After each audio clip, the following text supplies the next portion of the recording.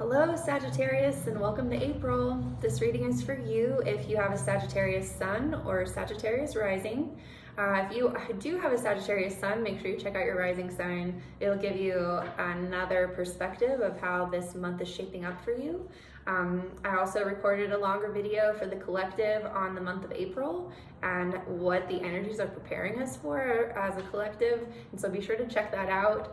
This is a really important time in history. So I'm really excited and I hope that people are really tuning in to these energies. So yeah. This month though, for each of the 12 signs, I've broken this down into 4 basic energies. Basically, the month starts out in a lot of fire. There's a lot of passion, a lot of change, a lot of movement and fiery assertions. And so for the last 2 weeks, we were definitely feeling that fire, but our conversations, our mercurial parts of us, were still moving through Pisces and receiving certain epiphanies. There are certain aha, brilliant epiphany moments that would have occurred last week. Then on Saturday, on the 3rd, when Mercury moved into Aries, we would have actually really started to become aware that our life is dramatically changing, that the fire is here and there's changes happening and there's no going back. And for you, Sagittarius, this energy has absolutely been showing up in your place of joy, play, and pleasure, happiness, imagination. Basically, this fire is putting you in touch with what brings you joy, what delights you, what lights you up. This fire is meant to transform your life, to activate and catalyze a seed. Where the seed is the new moon in Aries on the 11th. Your expression of what is joyful and fun, of what feels good to you, is burning off some old growth forest of your world so that these new seeds can be activated and begin to flourish. So definitely make sure that you're putting your attention on what brings you joy, what lights you up, what makes you feel excited, what feels like a vision that you want to put your energy, attention, and focus to, because it feels like it will be a fun experience on this planet. It's very, very important. We are manifestors and we're creating our reality. So you have more energy than ever for you to be considering what will bring you even more joy, even more.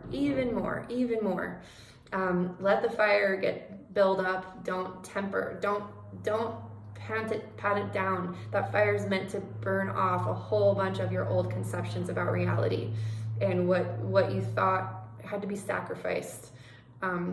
So that's I don't even know where that came from actually, but okay. So that is the first energy I want to talk about. And once the seed is activated by fire, the next piece of this is all of this energy, Venus, the Sun, and Mercury moving into Taurus. This is from the 14th to the 19th. Venus, what we are opening up to, what we are being receptive to. The Sun, what we're being conscious of. And Mercury, the communicator and integrator of all of this information and wisdom. Those 3 planets are moving into the felt somatic needs of the seed that we just planted. So if you just planted a seed of what you feel will be in the highest alignment for pleasure, fun, joy, and excitement and imagination, what you need is going to be somatically felt by it's your 6th house. So by what will make you feel sovereign. Sovereignty is a felt sense for you. You have Taurus here. So sovereignty, freedom, the ability to feel like you own your life, that is a felt sensation for you, Taurus. Or not, you're not a Taurus, you're a Sagittarius, but that's a felt sensation when there's energy in Taurus. And more than ever, it's going to feel like a absolute need. There will be you must be free to act from your sovereign soul. You'll feel it viscerally, is what I'm trying to say. And So letting the joy and the excitement of what you think will bring you joy is absolutely going to be nourished by the sensation of sovereignty. So you'll be probably making decisions this month that will give you higher levels of sovereignty, or at least the sensation of it. So be aware that that is what's on the table for you. And all of that setting you up for when Mars, the planet that causes us to act, that causes us to actually like make some kind of change or progress or motion, that's moving into your 8th house. Wait, Sagittarius, yeah, 8th house. That's your house of intimacy. So all of this is leading you to having an emotional experience and behavior toward greater intimacy in your life, toward being seen more fully and being able to fully see others. It's a very, very, very potent time for restructuring the way that intimacy shows up in your interpersonal relationships. And that intimacy will be naturally available to you when you fully feel what sovereignty feels like, when you fully allow yourself to feel safe and supported by your own sovereignty, which also supports the joy and playfulness of your experience on the planet. So know that the entire collective is going to be dealing with this Mars energy in the 8th house. It's not the 8th house for everyone else, just for you, but everyone's like, you could in some ways actually want to keep this energy a little bit private. You may reserve this just for your closest people, the people who really you trust, who you really know.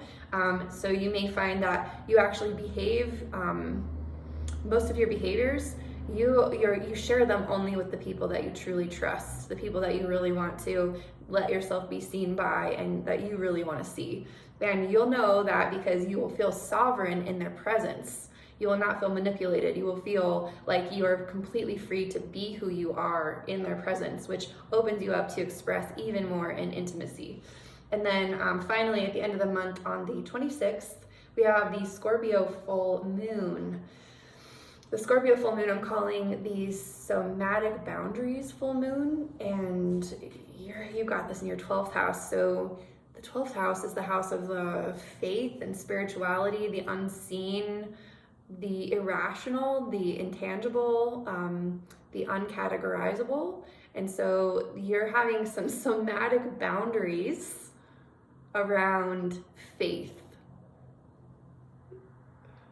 Interesting. So this could look like, really, really cultivating a strong trust in your faith, really cultivating like seeing a reflection of what happens when you let your boundaries be dictated by what you put your faith into. And that's the end of that's the line. That's where the boundary is drawn. So really, really powerful month for you, Sagittarius. I'm going to pull an oracle card for you so that you have a little bit of additional guidance as the month progresses. Like I said, I made an in-depth video for the month of April for the collective, and I recommend that you watch that video so that you can actually, it's like a 40-minute video about what I just talked about, and you'll be able to understand even more clearly what I just shared with you about you personally. But the card I pulled for you is the Judge. Wow, this is a powerful card. I'm going to get the description and I'll hold it out for you. This is 14. Oops, blew right past it. There it is, the Judge. The critic, the diplomat, the advocate. The Judge has an incredibly important job. They work every waking hour of every day, helping us discern what is safe, true, and just. When this archetype remains unconscious or is captivated by fear, wise discernment turns into painful judgment of self and other. Ironically, the Judge's energy can be the seed of racism, bigotry, and fear-mongering. This is the Judge out of balance, building walls separating from other. When this same discerning force is made conscious and healed, however, the Judge may be found advocating for civil rights causes, standing up for the underdog, providing resources for those in need, and forgiving again and again. Love is the deciding factor. Awakening this archetype is essential for the complex times we are in. Get your judge in order. The world needs it. The judge's energy is contagious. When we feel judged, walls go up all around. Similarly, when we feel accepted, the entire world softens. Gandhi had an incredibly illuminated inner judge. He was a lawyer. He practiced silence one day a week in order to hone his discernment while on his revolutionary path. Wow. All right, so the judge, Sagittarius. Okay, I have a couple of announcements.